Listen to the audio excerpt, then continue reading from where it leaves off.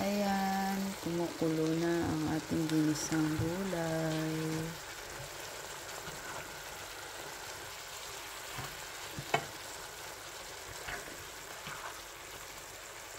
Lagyan ko na siya ng margarine. So, I think half cook lang. Half.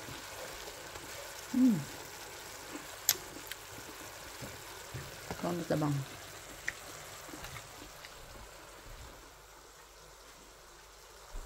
Lagyan natin ng iodized konti pa. Tapos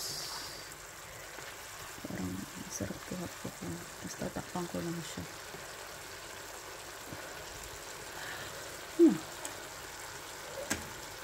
Patayin na natin.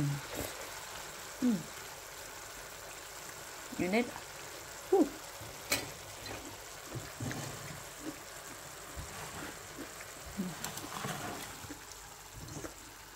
Maluluto na yun siya.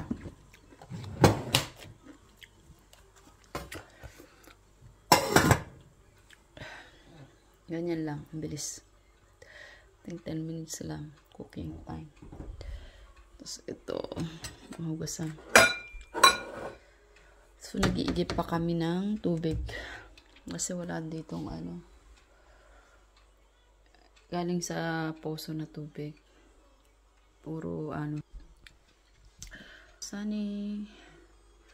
Diyan kahit saan may ano dyan. Blueberries. Kasi ang liliit niya. Ang hirap kunin. Ayan dyan sa bus.